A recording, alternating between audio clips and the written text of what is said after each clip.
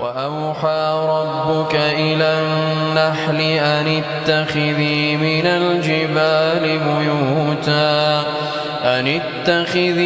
الجبال بيوتا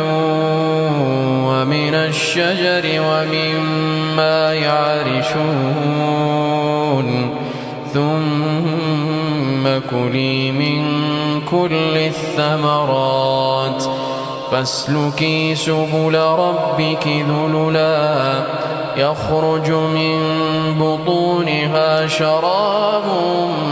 مختلف ألوانه فيه شفاء للناس إن في ذلك لآية لقوم يتفكرون والله خلقكم ثم يتوفاكم ومنكم من يرد إلى أرذل العمر لكي لا يعلم بعد علم شيئا إن الله عليم قدير والله فضل بعضكم على بعض في الرزق فما الذين فضلوا براد رزقهم على ما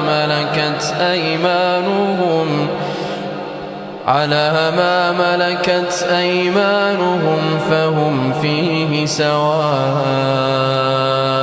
أفبنعمة الله يجحدون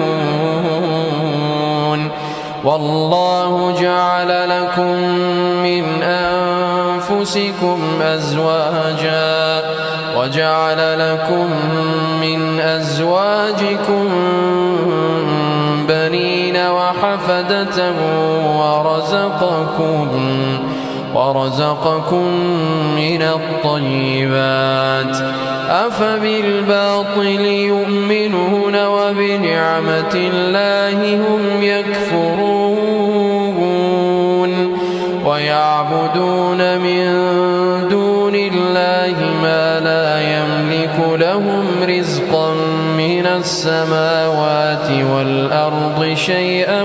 ولا يستطيعون فلا تضربوا لله الأمثال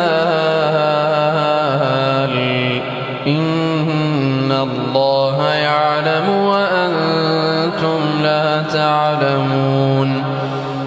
ضرب الله مثلا عبدا مملوكا لا يقدر على شيء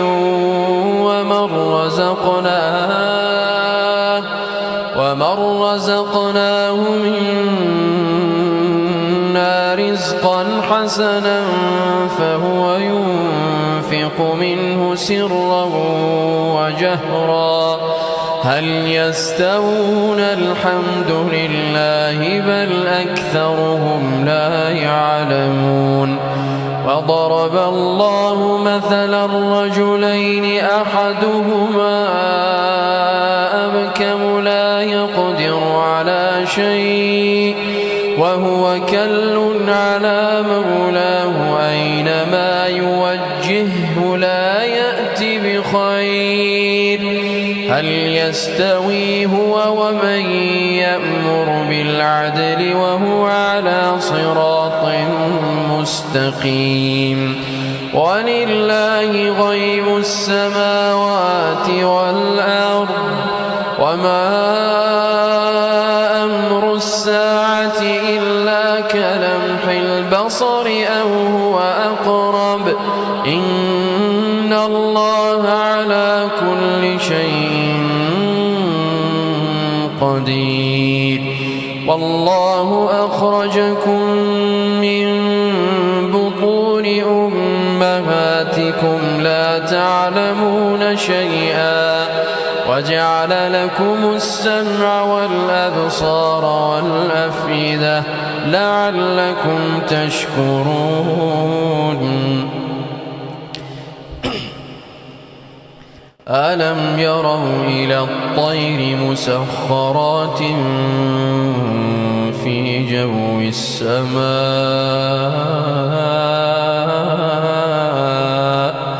ما يمسكهن إلا الله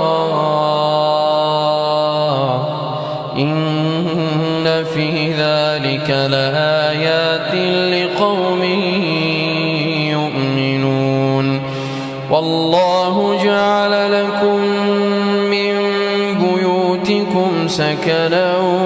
وجعل لكم من جلود الأنعام بيوتا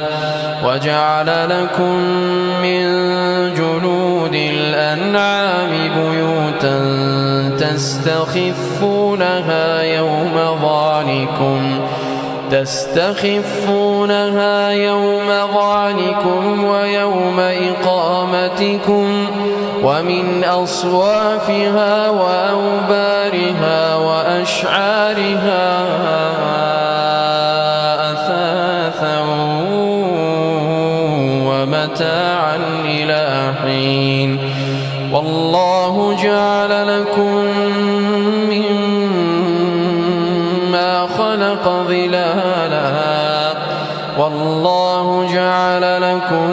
مما خلق ظلالا وجعل لكم من الجبال أكنانا وجعل لكم سرابيل تقيكم الحر وسرابيل تقيكم بأسكم كذلك يتم نعمته عليكم لعلكم تسلمون فإن تولوا فإنما عليك البلاغ المبين يعرفون نعمة الله ثم ينكرونها وأكثرهم الكافرون ويوم نبعث من كل أمة شهيدا ثم لا يؤذن للذين كفروا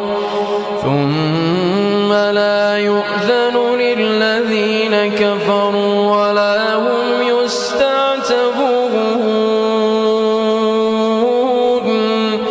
وإذا رأى الذين ظلموا العذاب فلا يخفف عنهم العذاب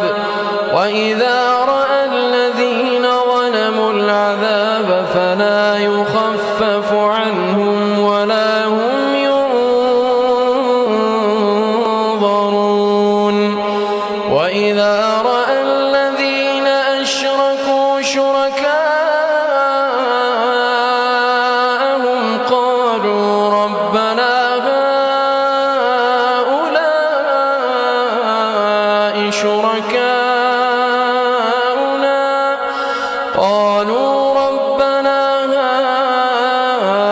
هؤلاء شركاؤنا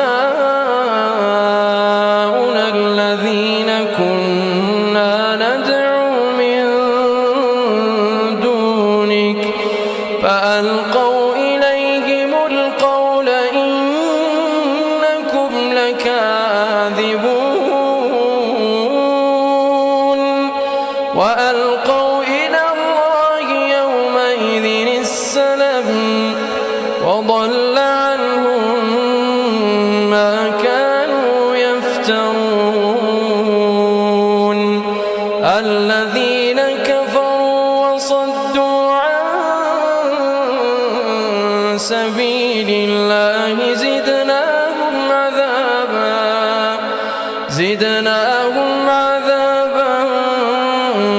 فوق العذاب بما كانوا يفسدون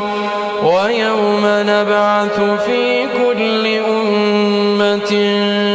شهيدا عليهم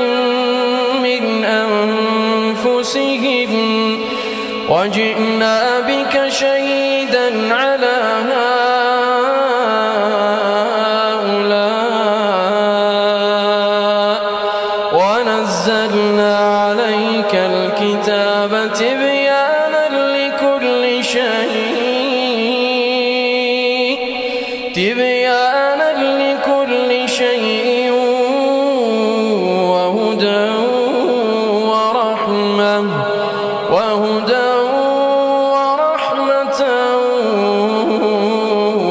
وبشرى للمسلمين.